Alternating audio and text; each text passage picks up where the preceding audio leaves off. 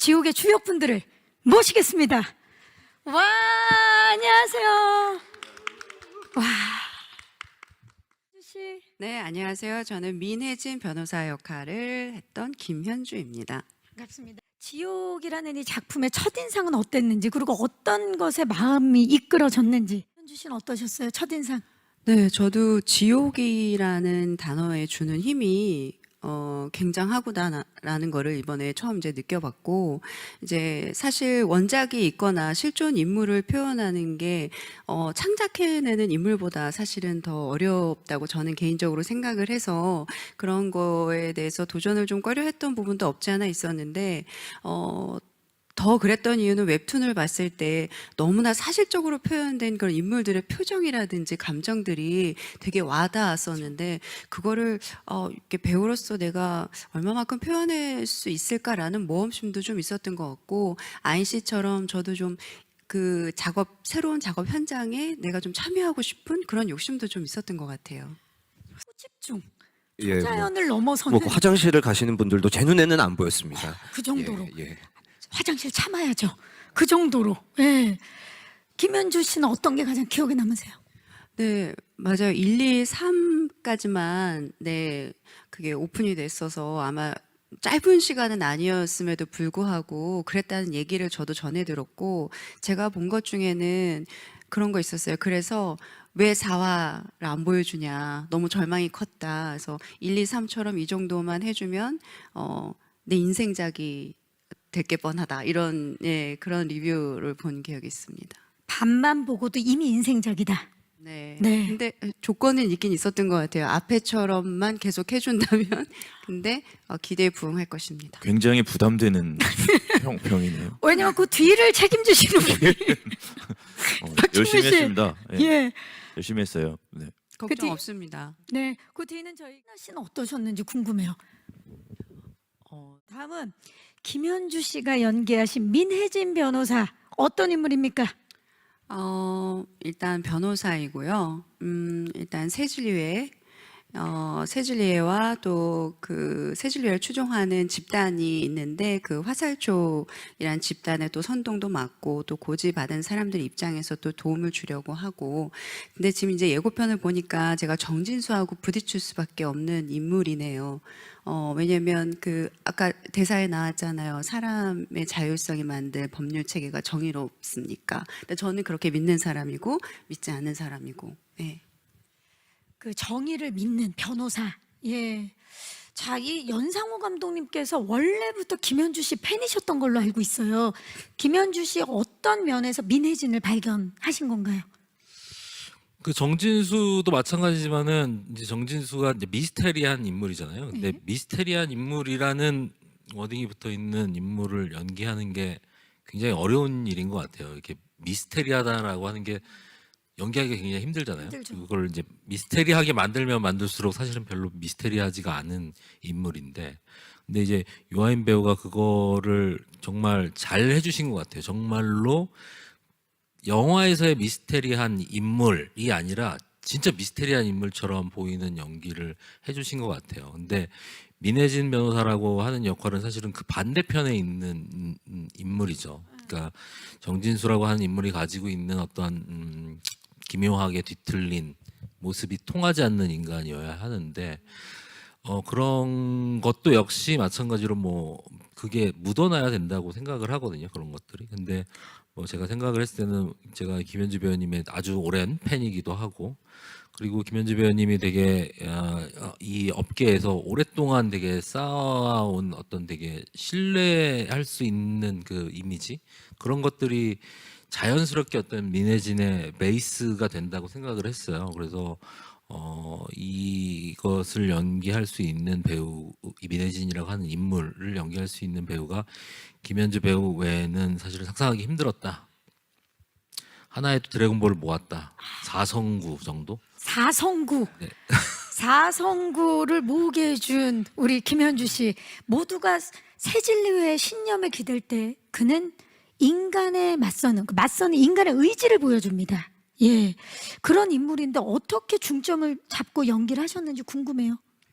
뭐 뭐 굉장히 이성적이고 정의롭고 그렇게 표현을 하지만 저는 사실은 그 연상호 감독님의 작품을 이렇게 두루 보면은 굉장히 비현실적인 그런 초자연 현상 이런 이야기들을 많이 해 오셨잖아요. 근데 그것은 그렇게 보여졌지만 정작 하고 싶은 얘기는 그에 따른 또 인간의 아까 경림 씨 말씀하신 것처럼 다양한 인간 군상, 그랬었을 때 나타나는 다양한 인간들을 이야기하고 싶어 하시는 것 같았어요. 그래서 저는 민혜진이 그렇다 이렇게 이상적인 그런 캐릭터 보다는 오히려 그래서 더 현실적인 인물, 조금 흔들릴 수도 있고 다시 바로 설 수도 있고, 그게 더 오히려 좀 힘 있는 캐릭터일 수도 있다고 생각이 들었고, 오히려 더 현실적인, 현실에 가까운 인물로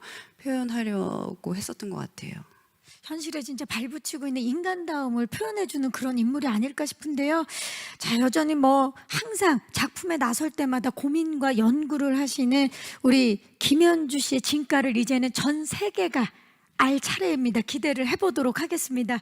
자, 정말 그 현장, 천국을 체험하셨는데 김현주 씨, 현장 하면 뭐가 제일 떠오르세요?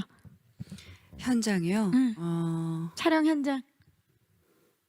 감독님의 열정적인 연기 시범? 이번에도 시연해 주셨군요, 감독님. 조금 매 영화 할 때마다 좀 나아지고 있다라는 제가 자평을 좀 내리고 있습니다. 좀 더 이번에는 조금 더 결의도 많게 했던 것 같아요. 이제는 이제 조금 있으면 곧 만나게 될 수 있지 않을까 이런 기대도 살짝 생기는데 어떻습니까, 감독님? 한 10개 정도 하면은 더 나아질 수 있을 것 같아요. 10작품 정도 후에 네. 기대를 해 보도록 하겠습니다. 자, 김현주 씨에게 매일경제 박대희 기자, 헤럴드팝의 이미지 기자, 대만 애플 데일리에서 질문 주셨습니다. 자신이 믿던 정의가 부정당하고 쫓기는 연기는 어떤 느낌으로 임하셨나요? 강도 높은 액션씬을 선보이셨는데 준비하는 과정 힘들진 않으셨나요?